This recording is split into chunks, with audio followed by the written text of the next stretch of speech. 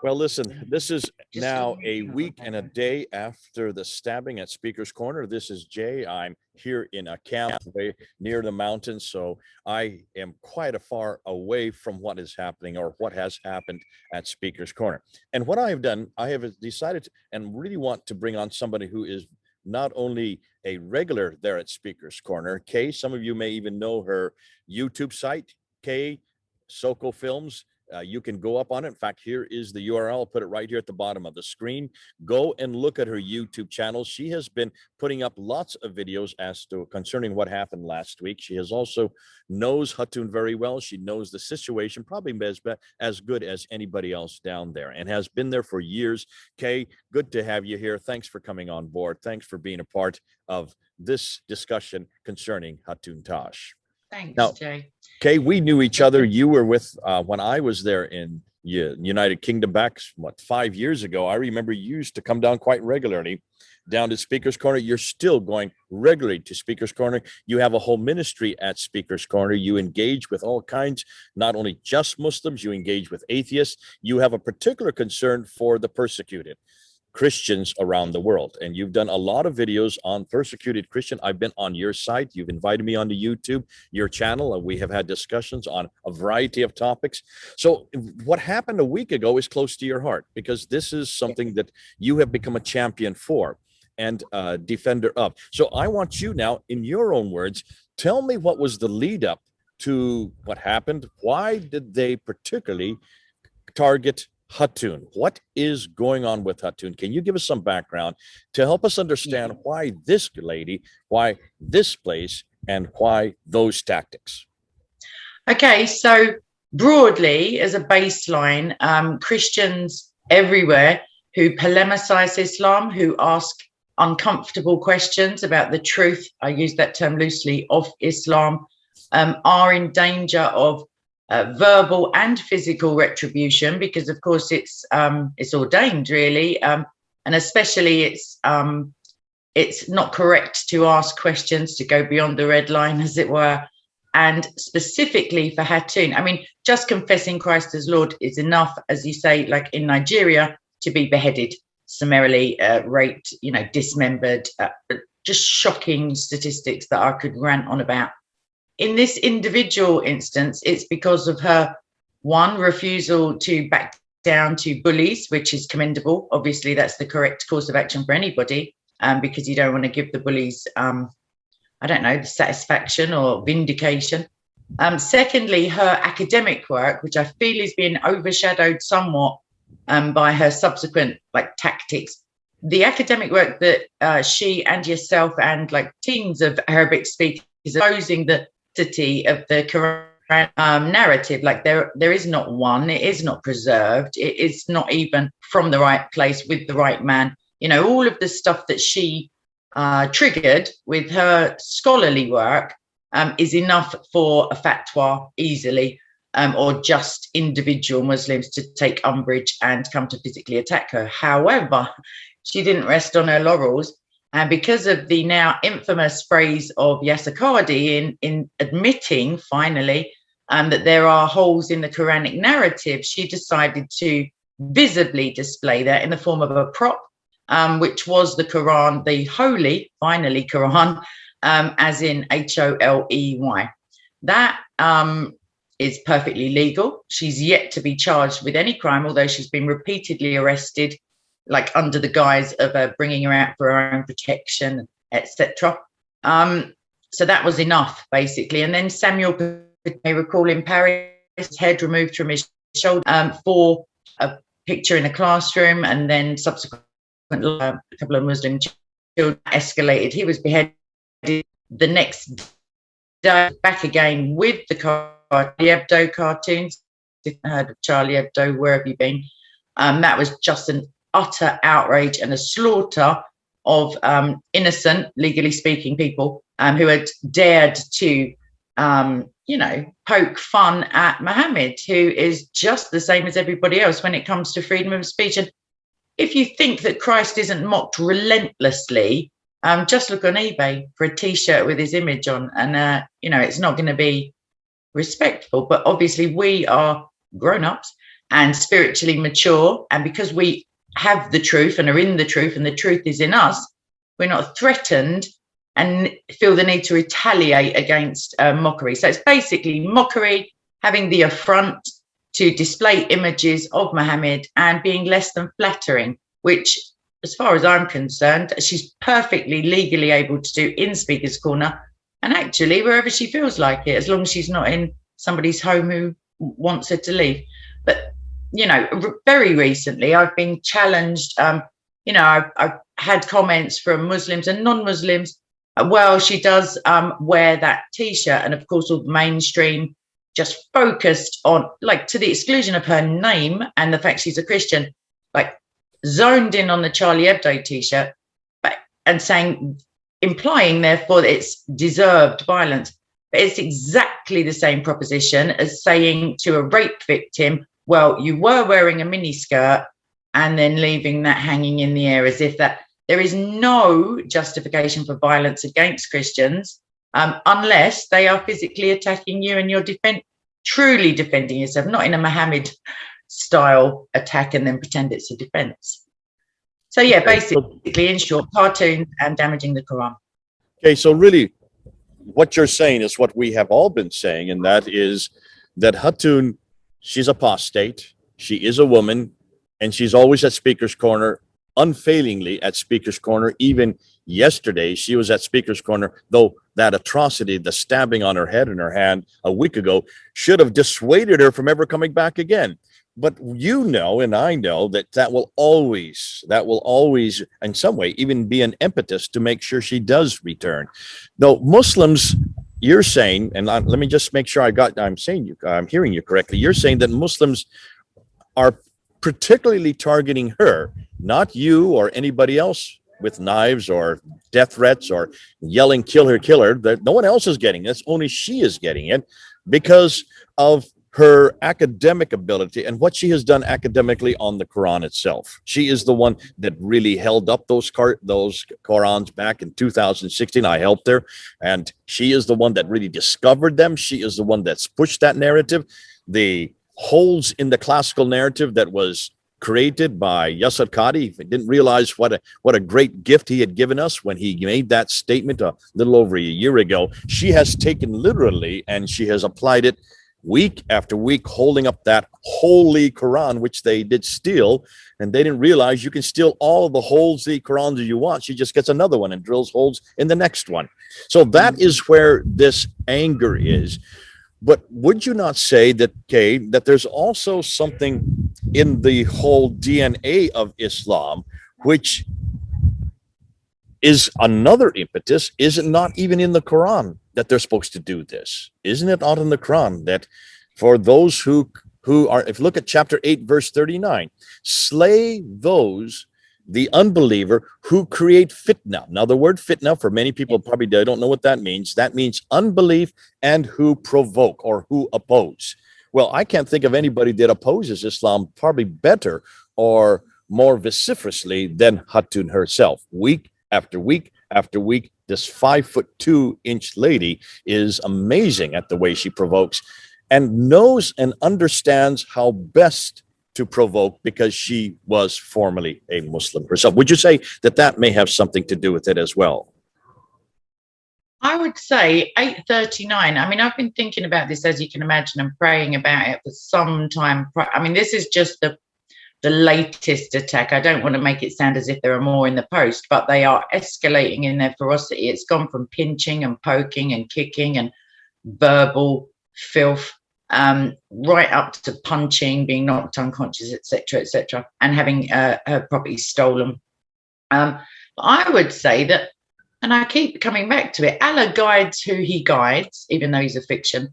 But I mean, technically, he guides who he guides, and he misguides who he misguides, and he doesn't leave it there. He says to Muslims, don't try to guide who I've misguided.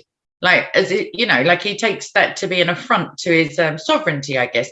So Allah clearly has misguided Hatun into this absolutely courageous, like, if not, you know, it depends.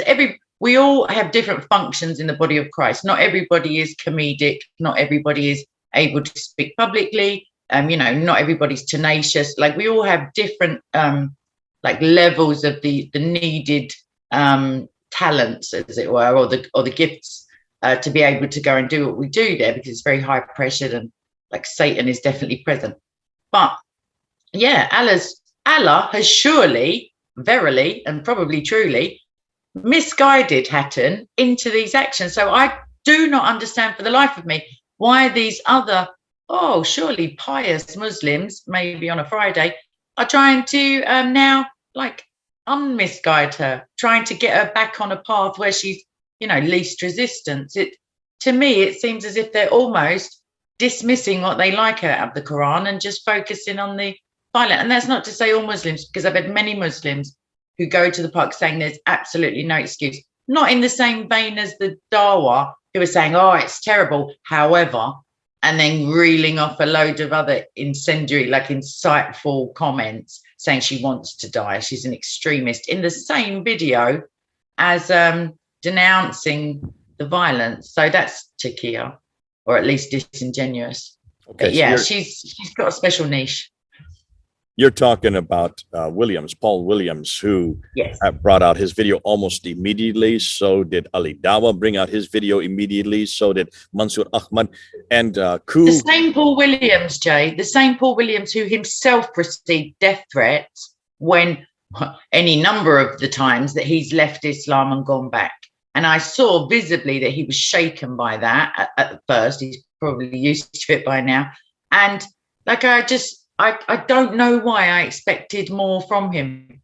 Like, I really don't, because I just thought he must somewhere have an empathy for being an apostate, because he's been in and out more times than the Okie Kokie. So, like, it's just bizarre to me that he would use the words "want to die," like to an audience who, like, this lady's just been stabbed in the face, and it's just bizarre.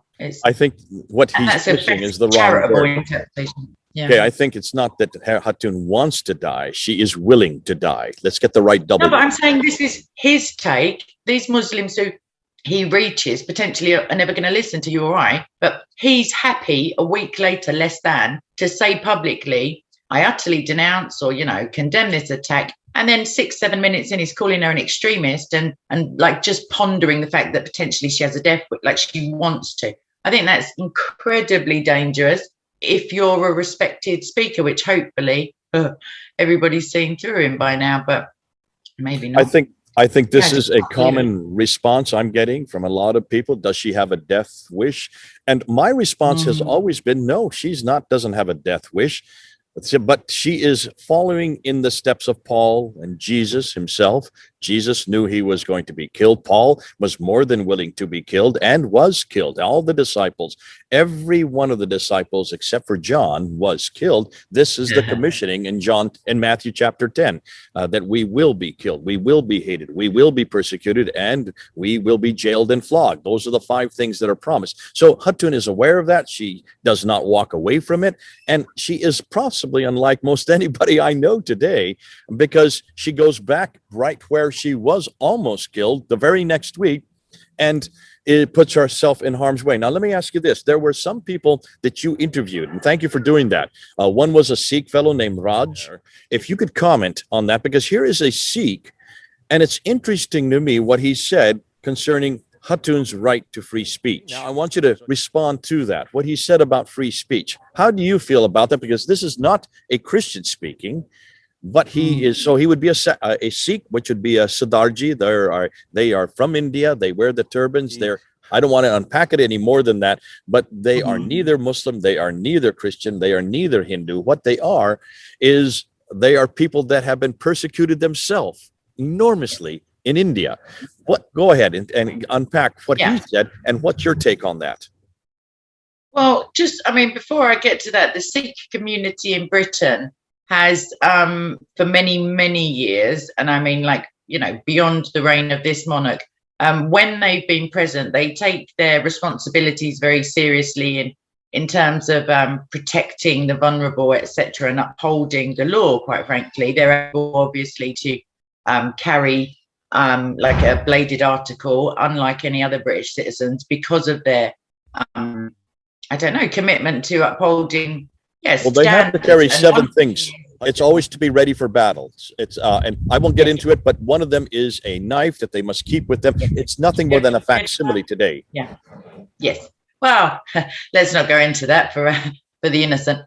What he vouchsafed to me, I was speaking to him also off camera, is that you know, it seems to me that against the prevailing narrative of there is nothing wrong with Islam, it is peaceful. You know, it is it's hate speech to even question, which is basically Sharia, because Muhammad said no questions. Free speech. Raj has been instrumental, actually, over the years in calling out extremism, even alongside Paul Williams when Paul feels like it. And he does do so, actually. I shouldn't have said that. So Raj hasn't been coming for some time. He's been doxxed. He's been threatened himself. He's also very tenacious and doesn't lay down lightly, as it were. So regardless of theological differences, we both see the value of, it's one of those things. Once one theological viewpoint is taken down or silenced or shut down or viewed as, hateful, then it's only a matter of time they come to the next demographic, the next and the next. And if Sharia, which that attack certainly is, goes in no way against Sharia, if that is allowed to progress, even in as much as, I said it to one of the police or the ex-police today, like if that had been a Muslima stabbed in the face by an unknown assailant, they would already be eating prison food, nobody says, no, that's not the case, Kate. Everybody understands that is absolutely the case, that they, the very fact that her Charlie Hebdo t-shirt, which to be fair wasn't showing anything that disrespectful or illegal, was even brought up. I mean, fair enough, it's a point of order, but the Daily Mail did an excellent article actually yesterday with some background information, actually mentioned Jesus. I couldn't believe it. I was like, oh my gosh, like we're getting to the actual point, because, and Sky News Australia, bless them, they're pretty based. But other than that, everyone's just clutching their pearls and outraged that potentially they don't want to. This is the thing, my father said it, and he's an atheist. He said, I said, they just keep going on about Charlie Hebdo t-shirt. And he said, but clearly they're indicating, albeit silently, that the attacker is most likely someone who's going to be offended by cartoons of Muhammad. So, like, take a guess. It's not the Buddhists, is what he said to me. So in that respect, the mainstream have still put out the idea, but they're, I just find it very distasteful that something as, it's not because she's preaching Jesus is God, quite frankly, it's not, because you can find that in any church on any given Sunday, hopefully. It is to do with questioning Muhammad and mocking Muhammad. However, this is a Western country. We kind of ran most of the Western countries at one point, and it's not illegal and it should never be so. And that's that, basically. And we have judicial precedent in this country whereby 3 Christian preachers were attacked, and it eventually got to the high or Supreme Court, and the judge threw it out, and he really had to go at the lower court judge for even getting it there. He said, how dare you send these Christians on a charge when the violent perpetrator is the only criminal in this scenario? If you find it offensive, because Section 29J of the Public Order Act says you cannot use the act to prevent the haranguing or insulting or ridiculing of another's religion. That's absolutely protected, as it should be, because there could be Satanists running. You have to be able to mock and ridicule, and quite frankly, there are Satanists, or godless anyway. So yeah, the person who commits the violent act is the only criminal. The hate speech is all made up nonsense. And yeah, the only criminal had a mask on his face and a big knife in his hand. And if anyone still thinks it's a setup, check your IQ. Say it out loud a few times to see how cuckoo it sounds.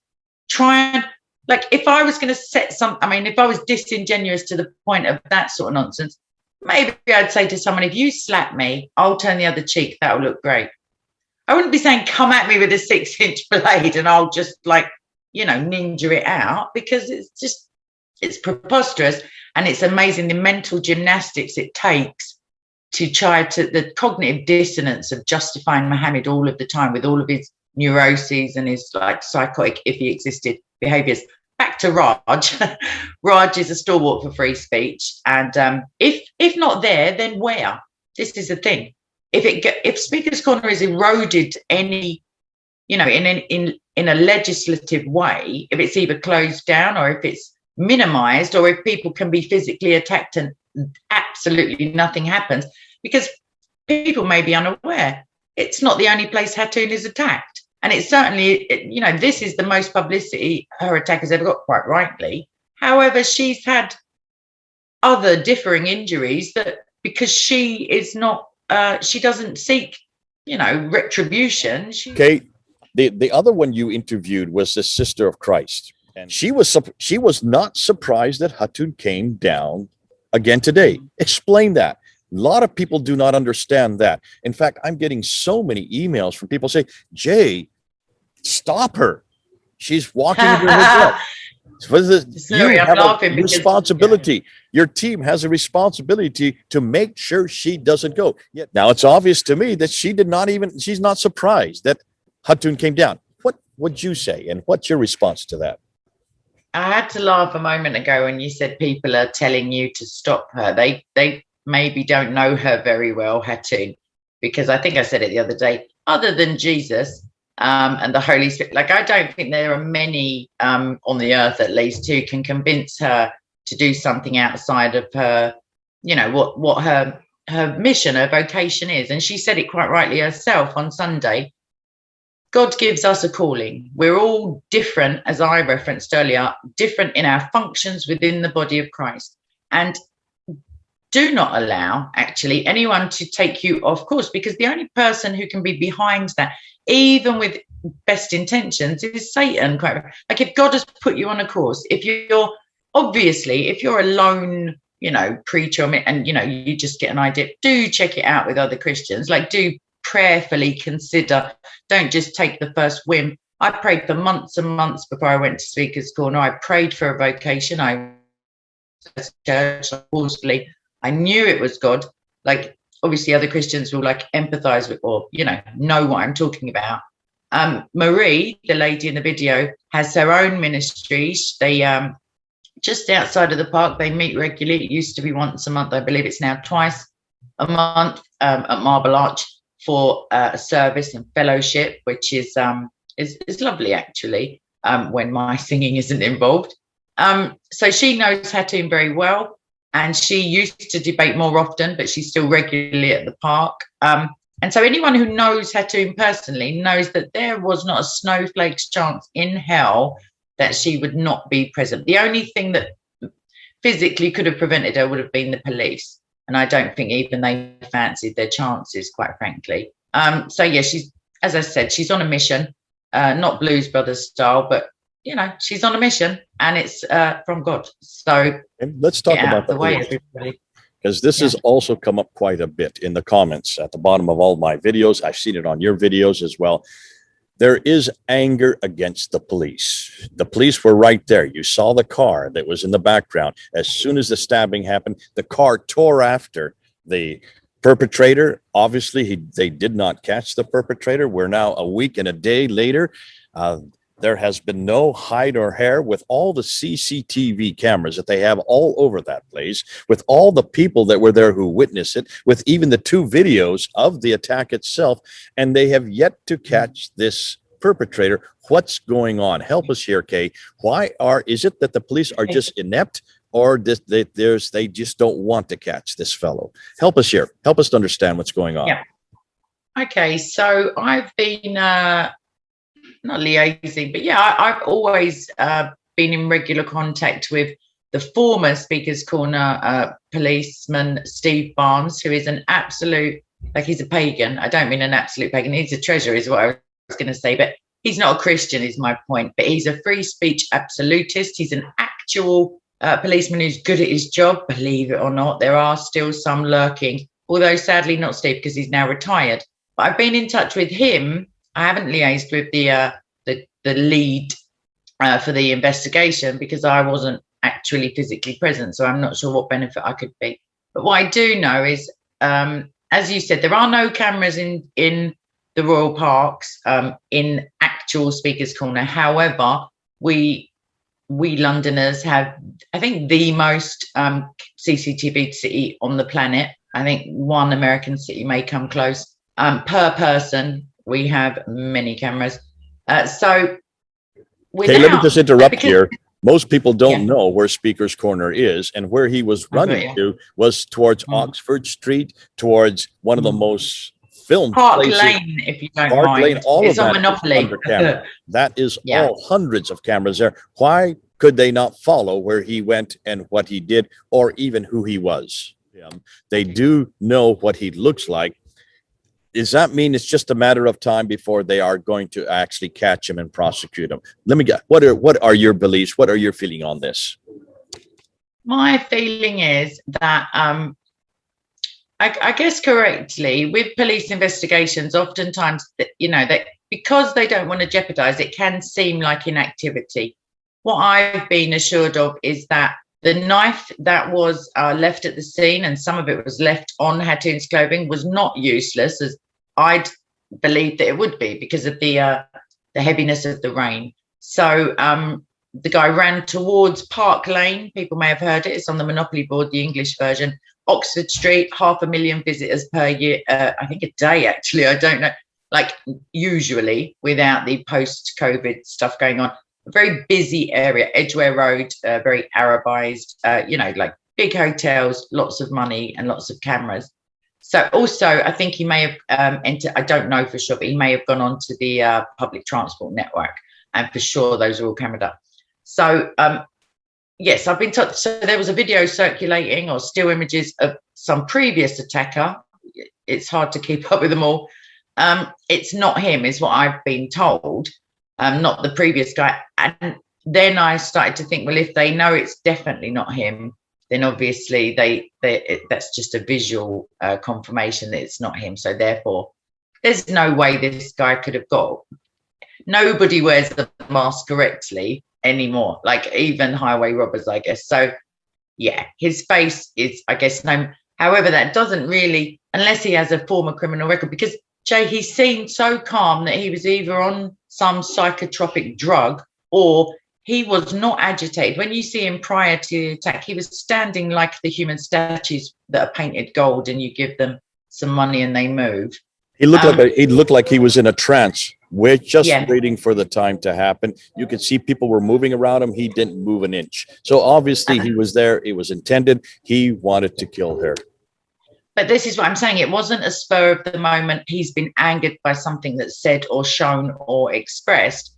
He's there with the agenda of doing so. And I imagine that that's at the behest of other people. I don't know why I feel that, but it's just speculation. He didn't seem personally agitated. There was no twitching or tapping of his foot or biting of his, you know, like cheek or anything that would make you think, oh, hold on a minute, he's looking a bit dangerous.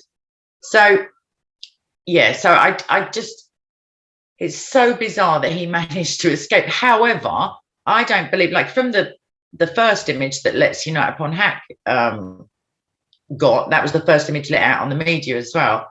It didn't sit like, you know, even people who've been stabbed just feel like they've been punched oftentimes. And it just looked like he gave her a few punches and then ran. I'm not saying that's not enough to chase somebody down, but until she collapsed on the floor, I think, and that was the image that will stay with me. It was just, you know, in a still image, she looked like she, you know, the worst had already happened.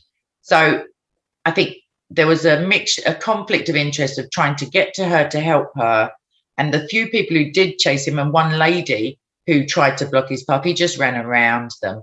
The police, back to the police. So quite rightly, they've been berated in the Daily Mail article that I posted on my community tab. The fact is, they shouldn't have been in the car at all. They should have been on foot. If anybody has seen a policeman on foot in London within the last 10 years, please do let me know, because I think it's a myth. However, at Speaker's Corner, outside of the Houses of Parliament, outside Buckingham Palace, where important people are, and Speaker's Corner, they do walk around, you know, untethered, as it were. But because it was raining, which is a brilliant time to attack someone, because the CCTV images are kind of blurred. Everybody's got umbrellas up or hoods, or it doesn't seem suspicious nowadays to have a mask. So the knife has proven less than useless. That's what I'll say. His image, we're able to discount who he isn't. We know he is a he because we don't go along with this hate speech nonsense, and it's not. Yeah, I'm just saying some of the physical specimens of police officers we have there would find it difficult to run a bath, let alone run after a perpetrator. So it's almost as if they weren't trying. There are parts you can't drive into that you can run. Listen, thanks so much for your time today. I'm glad we have someone who is there on the ground, who've been there week in, week out. You were there again yesterday. You will be again there. With my first aid kit, by the way. I'm sorry? Sorry. I said with my first aid kit. I'm not encouraging anyone to test a theory, Let's hope you don't. I'm actually hoping that I can organise some Christians into some training, first aid training, but hopefully we'll never need it. So, yeah. Listen, as a last word, let's close this out. This has been great to have your feedback on it. And what would the last things you'd like to say to all of us who are watching here on Fander Films? Okay, I'd like to remind everybody that we fight not against the flesh. If you are Christians watching, please pray for the attacker. The bulk of the story would be that Christ has already foretold the persecution. He's told us that, the Bible confirms that we do not fight against the flesh. It's very tempting to sit and to think what I do to the guy. Oh, if I'd have caught, because it's fleshly. But the spirit within us resonates. This guy is no more detestable than we were before we were saved. In actual fact, he's as lost as anybody. If anybody needs prayers other than the persecuted church, it's this guy. We need to pray that the Holy Spirit would move on him, and even encourage him to hand himself in. It's pray for Hatun, but quite frankly, she's already got Jesus, and she's more than capable of asking God for what she needs and having that being granted. But this guy is alone. He's lost both spiritually and mentally, and that's not saying that he's a lone wolf mentally ill person, but he needs prayers, and we need to pray. Like it's a good exercise all round. Like we should be prayerful. We should be double checking all the time with the spirit. Check your conscience, check whether you're convicted of anything, and repent regularly, because then you can hear more clearly what God's telling us. And if you're praying, you'll get the answer. We know that. And if we learn anything, it's to not hate anyone in our hearts, because of course that makes us the sinner, and then we're all in the sinking ship. So we have to lift up Hatun, obviously, for protection, but God's will is God's will. So let's not get involved in being advisors. Let's just be disciples and children. And I guess that's it, really. Yeah, watch space, and I'll keep you posted. Thanks so much, Kay. This has been terrific having you come and just unpack it for us. Give us the background. Tell us what's going on. Help us to understand a little bit of who Hatun is, what her motivation is, and some of the difficulties that not only with the police, but also with the Muslims there. And I love the way you ended off by asking us to pray for the attacker himself. He needs God more than anybody else. And isn't that what Hatun ended with when she got up off the ground? Didn't she say, my God doesn't need me, your God needs you, but you Muslims need to repent and come back to Jesus.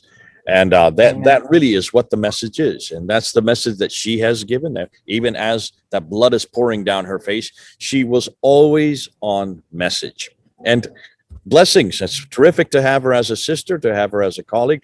Kay, thanks for all the work you do at Speaker's Corner. I love listening to you. You take on almost anybody. And I love the fact that you keep supporting the persecuted Christians around the world. Don't ever stop. They need you as their advocate. I can't think of a better person. God bless you. This is J and K, over and out. God bless. Bye-bye.